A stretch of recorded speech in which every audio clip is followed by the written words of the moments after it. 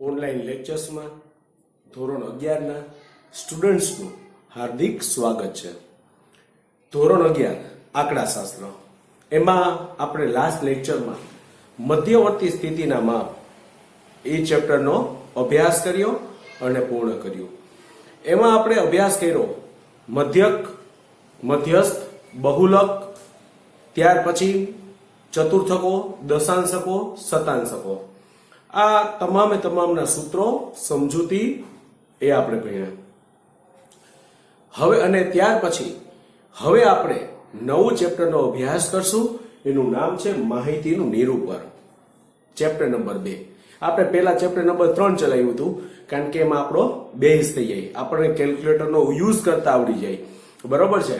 ઝડપથી કેવી રીતના દાખલા ગણવા, એક્સ બાર, મધ્યસ્થ, બહુલક, આ બધી ગણતરી કરતા કરતા આપણું કેલ્ક્યુલેશન પાવરફુલ થઈ જાય. એટલા માટે આપણે ચેપ્ટર પહેલા કર્યું હતું. હવે પછી આ ચેપ્ટર તમારા માટે સાવ સહેલું થઈ જશે. શું કામ? કારણ કે ચેપ્ટર 3 ક્યારે આવ્યું હોય કે ચેપ્ટર 2 ઉપરથી. હવે તમારા માટે ચેપ્ટર 2 તો સાવ સહેલું, કારણ કે સિમ્પલ. કારણ કે આપણે શરૂઆતમાં જ આપણે જ્યારે માહિતીનું એકત્રીકરણ ભણ્યા ત્યારે આંકડાશાસ્ત્ર એટલે શું પહેલા પ્રશ્ન આવ્યો હતો કે આંકડાશાસ્ત્ર એટલે શું?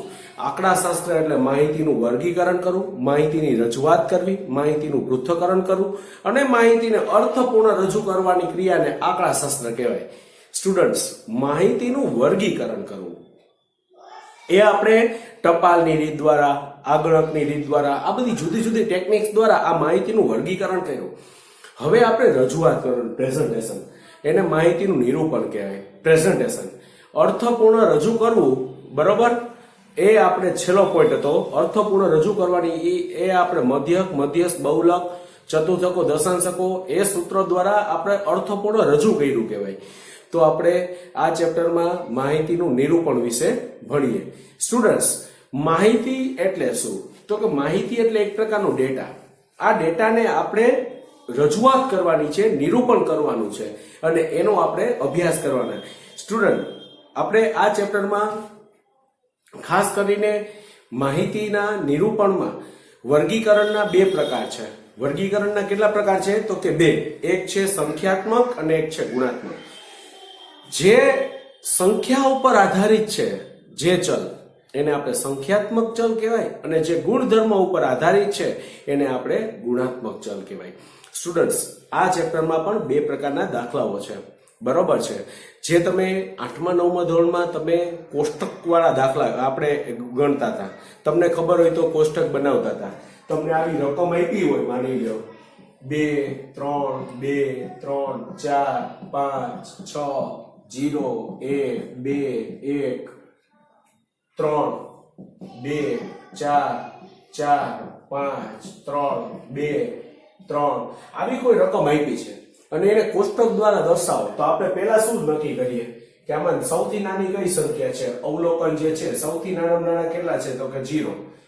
અને મોટા કેટલા છે? 6. તો 0 1 2 3 4 5 ને 6 આવું આપણે દર્શાવીએ. બરોબર. ત્યાર પછી એના આવૃત્તિ ચિહ્નો, આપણે જે ચેપ્ટર 3 ભણ્યા એમાં તૈયાર આવૃત્તિ આપી દેતા હતા, પણ આવૃત્તિ આવી ક્યાંથી ઈ આના દ્વારા ખબર પડે કે 0 જો 2 છે તો જો અહીંયા આપણે દર્શાવતું જવાનું, 2 આ રીતે લીટો, 3 છે તો એમાં 1, પછી પાછા 2 આવ્યો પાછો લીટો, 3 છે તો પાછા આવ્યો એટલે પાછો 1 લીટો, ત્યાર પછી 4 છે આવૃત્તિ, ત્યાર પછી 4 માં, ત્યાર પછી 5 છે એટલે 5 માં, 6 આવ્યો એટલે 6 માં, ત્યાર પછી 0 છે એટલે 0 માં, 1 છે એટલે 1 માં, પછી ફરી પાછું 2 આવ્યો એટલે 2 માં, ફરી પાછું 1 આવ્યું એટલે 1 માં, 3 આવ્યું એટલે 3 માં, 2 આવ્યું એટલે ફરી પાછું 2 માં, 4 આવ્યું એટલે ફરી પાછું 4, ફરી પાછું 4 આવ્યું એટલે 4, ત્યાર પછી 5, ત્યાર પછી 3, ત્યાર પછી 2 આવે એટલે 4 અને 5મો આડો લીટો. બરોબર. આ રીતના તમારે કરવાનું છે. 4 સિમ્પલ અને 5મો ક્રોસમાં, એટલે આને 5 કહેવાય. અને ત્યાર પછી આવ્યું 3, એમાં પણ આડું. હવે ટોટલ આવૃત્તિ કેટલી થઈ? ટોટલ આવૃત્તિ કેટલી થાય? તો કે આમાં 1 છે, આમાં 2, આમાં 5, આમાં પણ 5, આમાં 3, આમાં 2 અને આમાં 1. કુલ કેટલા થાય? 2 ને 1 3 ને 5 8 ને 5 13, 13 ને 3 16 ને 18 ને 19. આમ જોઈ લેજો 19 થાય 1 2 3 4 5 6 7 8 9 10 11 12 13 14 15 16 17 18 19 એટલે આપણો દાખલો સાચો. આ રીતના આપણે કોષ્ટક રચના વાળું ભણવાનું છે સ્ટુડન્ટ્સ. અને આવા દાખલા તમે 9મા ધોરણમાં પણ તમે સમજી ગયા હશો. અને એવા જ દાખલા આપણે આમાં પણ ભણવાના છીએ. વર્ગવાળા આવશે, સિમ્પલ એક્સઆઈ વાળા પણ આવશે, અવર્ગીકૃત વાળા, વર્ગવાળા. તો આપણે આવા દાખલા ગણવાના છે સ્ટુડન્ટ્સ. હવે હું તમને સમજાવું કે એક સંખ્યાત્મક માહિતીનું વર્ગીકરણ છે અને એમાં પણ અસતત અને એક સતત. બરાબર? તો આપણે સંખ્યાત્મક માહિતીના વર્ગીકરણમાં એક અસતત કોને કહેવાય અને સતત કોને કહેવાય? જેમાં એક્સઆઈ આને આવૃત્તિને એફઆઈ કહેવાય. શું કહેવાય? Frequency FI. આને એક્સઆઈ કહેવાય. બરોબર? અવલોકન. તો અસતત માહિતીના બે પ્રકાર મેં તમને કીધું એમ સ્ટુડન્ટ્સ. માહિતીના કેટલા પ્રકાર? માહિતીના બે પ્રકાર. આ બે પ્રકાર છે. એમાં એક છે મેં તમને કીધું એક સંખ્યાત્મક માહિતીનું અને એક છે ગુણાત્મક માહિતીનું. એક છે સંખ્યાત્મક અને નંબર 2 ગુણાત્મક. બરાબર? સંખ્યાત્મક અને ગુણાત્મક. હવે સંખ્યાત્મક ની અંદર બે પ્રકાર પડે સ્ટુડન્ટ. એક છે અસતત, એની અંદર બે પાર્ટ પડે, એક અસતત અને એક છે સતત. તો સ્ટુડન્ટ્સ તમને પ્રશ્ન થાય કે સર અસતત કોને કહેવાય ને સતત કોને કહેવાય? અસતત એટલે શું થાય? જેની માહિતી એક્સઆઈ અને એફઆઈ સ્વરૂપની હોય. આ એક્સઆઈ એટલે અવલોકન. એક્સઆઈ અને એફઆઈ સ્વરૂપની હોય એને અસતત કહેવાય. અને જેની માહિતી વર્ગ અને એફઆઈ સ્વરૂપની હોય એને શું કહેવામાં આવે છે? સતત કહેવામાં આવે છે. તો સ્ટુડન્ટ્સ આપણે બે પ્રકારના દાખલા આમાં ભણશું. ત્યાર પછી એવો વિચાર આવશે કે સાહેબ ગુણાત્મક કોને કહેવાય? તો આપણે વાત કરી હતી ગુણાત્મક એટલે ગુણધર્મ ઉપર આધારિત માહિતી. બરોબર? તો ગુણધર્મ વાળા આપણે દાખલાઓ કોષ્ટક રચના એના ભણવાના છે આ ચેપ્ટરમાં. ગુણધર્મ ઉપર તો કે એમાં કઈ રીતના?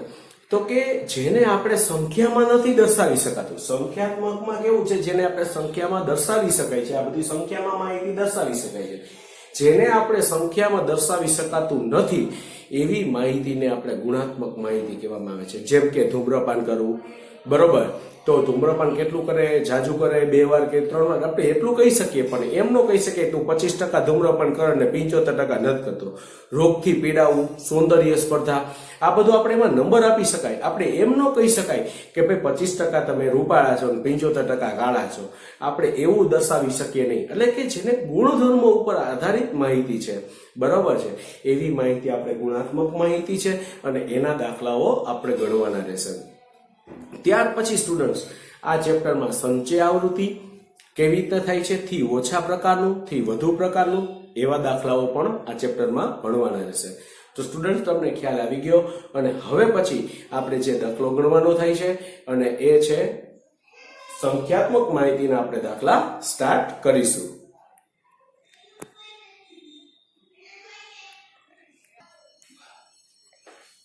હવે સ્ટુડન્ટ્સ આપણે ઉદાહરણ પહેલું જોઈએ, જેમાં રકમ છે કે ટેલિવિઝન સેટનું ઉત્પાદન કરતી એક ફેક્ટરીમાં અઠવાડિયામાં દરમિયાન 500 સેટનું ઉત્પાદન થયું હતું અને તેમાંથી 50 ટેલિવિઝન સેટનો એક નિદર્શ લઈ દરેક ટેલિવિઝન સેટની તપાસ કરતા નીચે પ્રમાણેની ખામીની સંખ્યા મળે છે.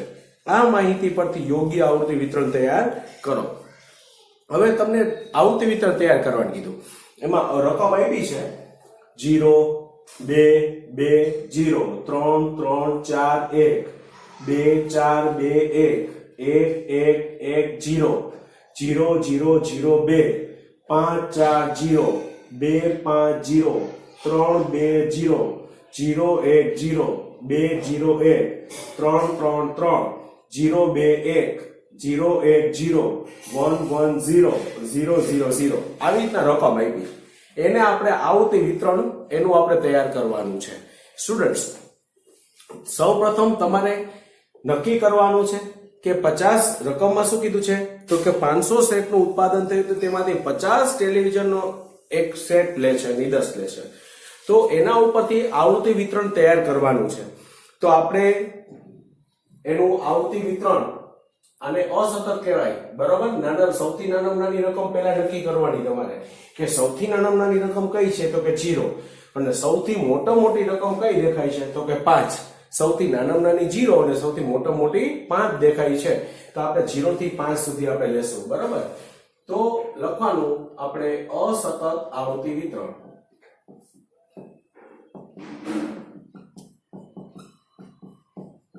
બરાબર. ત્યાર પછી અહીંયા લખવાનું છે આપણે અવલોકન, જેમાં આપણે લખશું ચલ x. ત્યાર પછી અહીંયા લખશું આવૃત્તિ ચિહ્ન અને અહીંયા લખશું કુલ આવૃત્તિ આપણી જે મળે છે, બરોબર. એમાં આપણે સૌથી નાનામાં નાની સંખ્યા કઈ છે? 0, 1, 2, 3, 4 અને 5, બરોબર. હવે આપણે જોવાનું છે તમારે જે રીતના વ્યવસ્થિત સ્કેલનો ઉપયોગ કરી અને ગણવાનું છે, જેથી તમને દાખલો સાવ સહેલો પડે. આ ચેપ્ટર તમે જુઓ ને તો સાવ સહેલું છે. આમાં અવલોકન આપ્યા હોય એને આપણે નક્કી કરવાનું સૌથી નાનામાં નાની સંખ્યા, સૌથી મોટી સંખ્યા. આપણે ચલ તરીકે આપણે x લખ્યું. અત્યારે મેં તમને કોઈ કીધું નથી, નીચેની માહિતી પરથી યોગ્ય આવૃત્તિ વિતરણ તૈયાર કરો. રકમમાં કીધું છે એટલે તમે લખી શકાય કે ટેલિવિઝન સેટ દીઠ સંખ્યા, તો એને x કહેવાય. અને આવૃત્તિ ચિહ્ન અને છેલ્લે આપણે કુલ આવૃત્તિ કહેવાય. ટેલિવિઝન સેટની કુલ સંખ્યાને f વડે પણ દર્શાવી શકાય, બરાબર. આ f કહેવાય, ફ્રીક્વન્સી. હવે આપણે કઈ રીતના કરવાનું છે જોજો, ધ્યાન રાખજો. પહેલા આપણે આમ લેતા જાય કે આમ લેતા, આમ સહેલું પડશે. જો 0, પછી 2, પાછા 2, પછી 0. હવે આ લાઈનમાં આવ્યા, આ લાઈન કમ્પ્લીટ થઈ ગઈ, બરોબર. હવે આ લાઈનમાં આવ્યા 3, પછી બીજા 3, પછી 4, પછી 1. ઓકે, તો આ લાઈન કમ્પ્લીટ. હવે આ લાઈનમાં આવ્યા એટલે ભૂલ ન પડાય. ત્યાર પછી 2, પછી 4, પછી 2, પછી 1, બરોબર. એટલે આ લાઈન કમ્પ્લીટ. હવે આ લાઈનમાં આવ્યા 1, પાછા 1, પાછા 1, ત્રીજી વાર એટલે 4 થઈ ગયા, પાછું આડો લીધો અને 0. ત્યાર પછી આ લાઈન કમ્પ્લીટ. હવે આ લાઈનમાં આવ્યા 0, પાછો 0, લાડી લાઈન, પાછો 0, પછી 1, પછી 2, યાડી લાઈન. ઓકે, એટલે આ લાઈન કમ્પ્લીટ. ત્યાર પછી 5,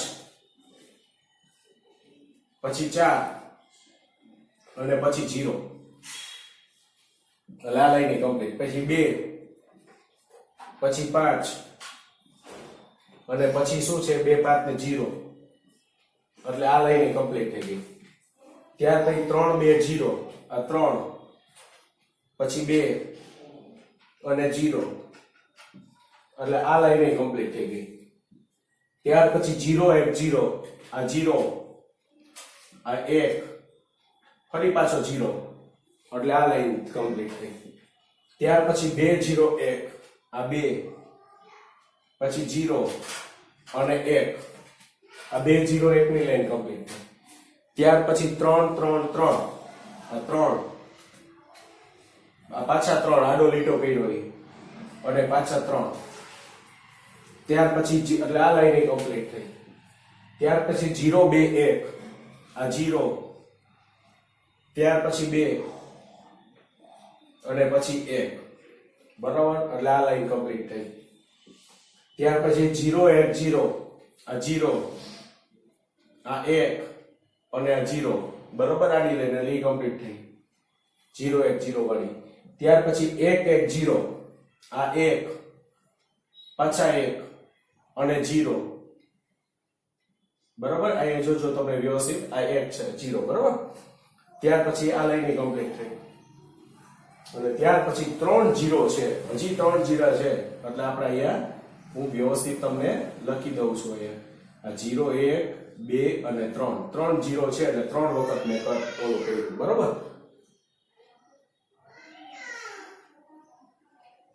બરોબર છે. તો આ તમને ખ્યાલ આવી ગયો. હવે આપણે કુલ આવે તમારે આવૃત્તિ ગણવાની રહેશે,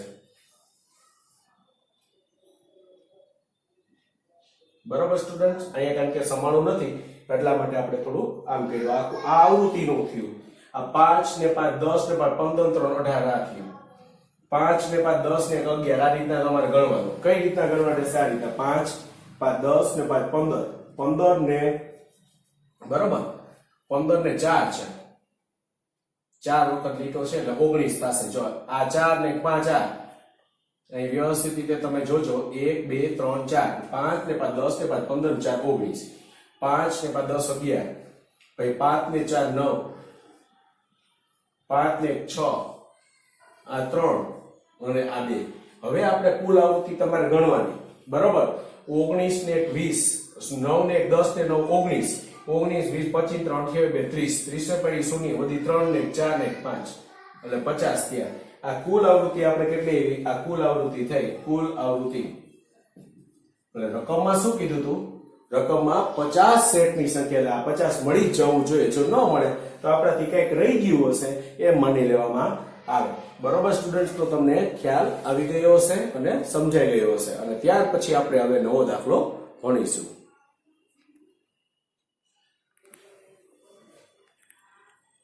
હવે સ્ટુડન્ટ્સ આપણે વર્ગવાળો દાખલો, સતત આવૃત્તિ વિતરણ વાળો દાખલો આપણે આવૃત્તિ વિતરણમાં જોઈ એ પહેલા એના સૂત્રો આપણે જોઈ લઈએ. બરોબર? તો સૂત્રો સમજાઈએ તો તમને સાવ સહેલું પડે અને સૂત્ર 1 માર્કના વિકલ્પમાં અને ટૂંકા પ્રશ્નમાં પૂછાઈ શકે તો પણ તમને સ્ટુડન્ટ્સ આવડી જાય.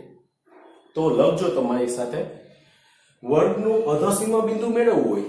અધસીમા બિંદુ કોને કહેવાય? તો તમે જાણો છો કે હું તમને 10 થી 20 આ વર્ગ આપું. આ વર્ગ 10 થી 20 છે બરાબર. આ 10 થી 20 એમાં આ છે ને એ અધસીમા કહેવાય બરાબર. અને એનું બિંદુ પણ અત્યારે તો હાલમાં 10 જ છે બરાબર. આ જે છે ને નીચલી હદ બરાબર એને આપણે 10 જે છે અધસીમા બિંદુ કહેવાય. તો એને આપણે કઈ રીતના? તે વર્ગની નીચલી હદ, જો તે વર્ગની નીચલી સીમાની કિંમત વત્તા તેની ઉપરના વર્ગની ઉપલી સીમાની કિંમત, ઈ બેનો સરવાળો કરો એને 2 વડે ભાગો એટલે આ જ જવાબ મળે. બરાબર? એ હમણાં દાખલો આવશે એટલે તમને વધુ ખ્યાલ આવશે. અત્યારે સૂત્રો તમે પાકા કરી લેજો. વર્ગનું ઉધ્વસીમા બિંદુ જો મેળવવું હોય તો તે વર્ગની અહીંયા કેમ નીચલી સીમાની કિંમત, અહીંયા ઉપલી સીમાની કિંમત પછી પ્લસ તે વર્ગની નીચલી સીમાની કિંમત પછીના વર્ગની નીચલી સીમાની કિંમત અપોન 2 આ રીતના. અને અથવા ઉધ્વસીમા બિંદુ આ રીતના પણ મળી શકે. વર્ગનું ઉધ્વસીમા બિંદુ બરાબર અધસીમા બિંદુ આ જે મળી ગયું વત્તા વર્ગ લંબાઈ બેનો સરવાળો કરી નાખો ને તો પણ તમને મળી જાય છે. ત્યાર પછી મધ્ય કિંમત. મધ્ય કિંમત કેવી રીતના મળશે? ઉપલી સીમાની કિંમત વત્તા નીચલી સીમાની કિંમત અપોન 2. માની લો 10 થી 20 છે તો આ બેનો સરવાળો 10 વત્તા 20 ભાગ્યા 2 બરોબર. 10 20 કેટલા થાય? 30 30 ભાગ્યા 2 એટલે 15. તો મધ્ય કિંમત 15 આવ્યું. મિડ વેલ્યુ xi કહેવાય. આપણે મધ્યકના દાખલામાં આપણે ભણ્યા કે મધ્યકનો કોઈ પણ દાખલો ગણીએ આપણે કેનું ખાનું બનાવતા હતા? xi નું. તો xi નું ખાનું બનાવવામાં મધ્ય કિંમત મેળવવામાં બેનો સરવાળો અધસીમા ઉધ્વસીમા બેનો સરવાળો ભાગ્યા 2 કરવાનો. તો આવી રીતના. ત્યાર પછી તો તમને એવો વિચાર આવે કે સર ઉપલી સીમા કઈ રીતના મળશે? ઉપલી સીમા બરાબર મધ્ય કિંમત વત્તા 1/2 વર્ગ લંબાઈ. આ રીતના એનું સૂત્ર છે. આ રીતના પણ ટૂંકા દાખલામાં ક્યાંક ગમે કામ લાગશે તમને. નીચલી સીમા બરાબર મધ્ય કિંમત માઇનસ 1/2 વર્ગ લંબાઈ. આ રીતના તમને મળશે. સ્ટુડન્ટ્સ તમને ખ્યાલ આવી ગયો છે અને તમે લખી લેજો ખાસ કરીને સરસ રીતે. બરોબર? અને ત્યાર પછી આને આપણે હજી સૂત્ર છે હું તમને લખાવું છું અને ખાસ કરીને તમે સમજો. સ્ટુડન્ટ્સ તમને એક જ બાબત કહેવાની છે કે આપણે જે સૂત્રો જે છે એ તમે ખાસ સરસ રીતે તમે સમજી લ્યો તો તમને કદાચ વાંધો ન આવે. બરોબર? અને ત્યાર પછી હજી સૂત્ર છે એ હું તમને લખાવું છું એ તમે લખજો. એક છે વિસ્તાર. બરોબર? વિસ્તાર કઈ રીતના મળશે એ જો તમને સમજાવું. વિસ્તાર એનું પણ સૂત્ર લખી લેજો.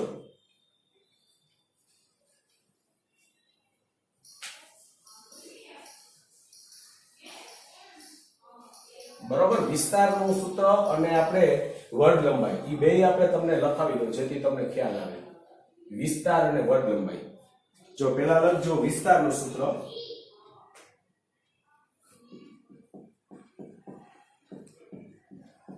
વિસ્તાર એટલે xh માઇનસ xl. સૌથી મોટી કિંમત માઇનસ સૌથી નાની કિંમત. બરોબર? સૌથી મોટી કિંમતમાંથી સૌથી નાની કિંમત તમે બાદ કરો એટલે તમને શું મળી જશે? વિસ્તાર મળી જશે. સૌથી મોટું અવલોકન લખી દો, સૌથી મોટું અવલોકન માઇનસ સૌથી નાનું અવલોકન. આ રીતના તમને વિસ્તાર મળશે. અને સ્ટુડન્ટ્સ, વર્ગ લંબાઈ, આપણે એક વર્ગ લંબાઈનું સૂત્ર પણ ભણી લઈ. વર્ગ લંબાઈનું સૂત્ર છે વિસ્તારના છેદમાં વર્ગોની સંખ્યા. વિસ્તારને કહેવાય r અને વર્ગોની સંખ્યાને કહેવાય k. તો આના ઉપરથી તમને ક્યારેક વર્ગોની સંખ્યા શોધવાનું કે તો પણ તમને મળી. આપણે વર્ગ લંબાઈને કેના વડે દર્શાવે ખબર છે? c વડે દર્શાવે. કેના વડે દર્શાવે? c વડે. તો એ પણ મળી. r જોતો હોય તો c ગુણ્યા k કરો તો r મળી જાય. ત્યાર પછી તમને વર્ગોની સંખ્યા જોતી હોય તો k આવી જાય અને વર્ગ લંબાઈ નીચે આવી જાય તો k બરાબર r ના છેદમાં c. આ રીતના પણ તમને મળી શકે છે. સ્ટુડન્ટ્સ, તો તમને ખ્યાલ આવી ગયો હશે. અને ત્યાર પછી હવે આપણે દાખલા ગણીશું. હવે સ્ટુડન્ટ્સ, આપણે એવો દાખલો જોયો, સૂત્રો ભણ્યા અને ત્યાર પછી હવે આપણે એવા પ્રકારનો દાખલો જોયો, વર્ગવાળો દાખલો, જેથી તમને અસતત અને સતત આ બંને વિશે ખ્યાલ આવી જાય. આના પહેલાનો દાખલો આપણે અસતતનો જોયો અને હવે પછી આપણે સતતનો જોઈએ. સૂત્રો સમજ્યા અને હવે પછી સતત. ઉદાહરણ 2, એક સુપર મોલમાં 4 અઠવાડિયા દરમિયાન થયેલ વેચાણના આંકડા નીચે મુજબ છે. આ માહિતીને 8 વર્ગોમાં વિભાજિત કરો. રકમમાં કીધું છે 8 વર્ગોમાં વિભાજિત કરો અને એવી આવૃત્તિ વિતરણની રચના કરો. રકમ આપી છે 228, 220, 200, 230, 125, 130, 128, 135, 100, 80, 120, 127, 90, 95, 85, 100, 115, 160, 185, 145. ત્યાર પછી 125, 180, 140, 150, 230, 200, 265 ને 210. સ્ટુડન્ટ્સ, સૌ પ્રથમ તમારે શું કરવાનું છે? આવો દાખલો વર્ગવાળો મોટી રકમ વાળો હોય તો સૌ પ્રથમ તમારે વિસ્તાર ગોતવાનો. યાદ રાખજો, વિસ્તારને r વડે દર્શાવાય. કેના વડે દર્શાવાય? આ રેન્જ r વડે દર્શાવાય.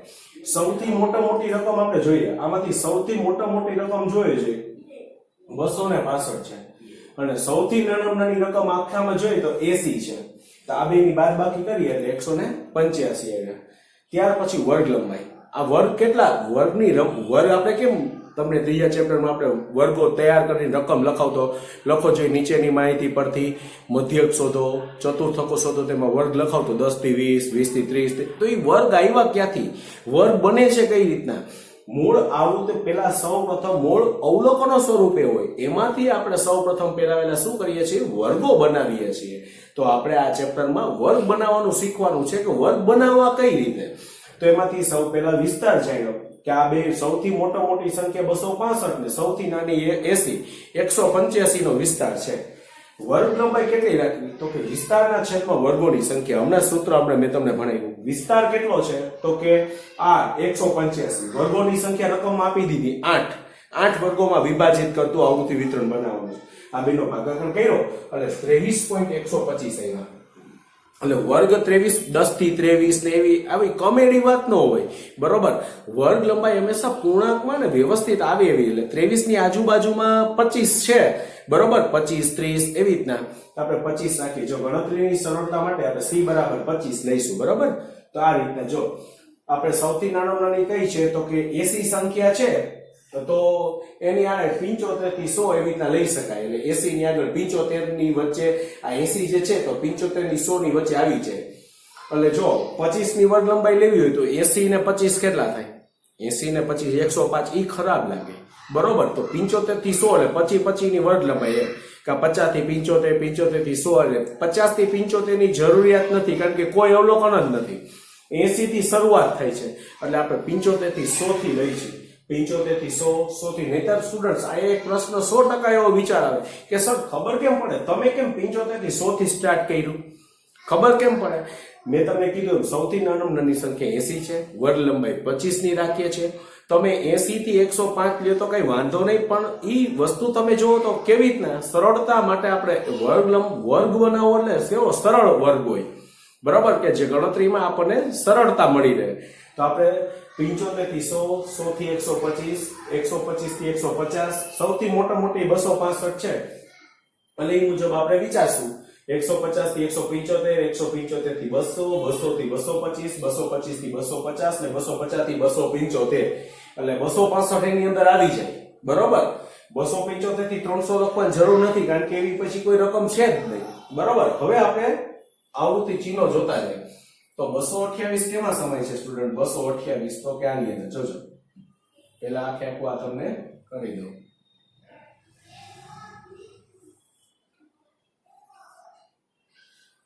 જેથી તમને સહેલું પડે. હવે સ્ટુડન્ટ જોજો, 228 પહેલી એની રકમ 228 છે, એટલે આની અહીંયા સમાય.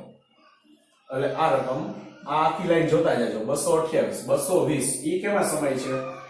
220 તો આની વચ્ચે 200 થી 225 ની વચ્ચે.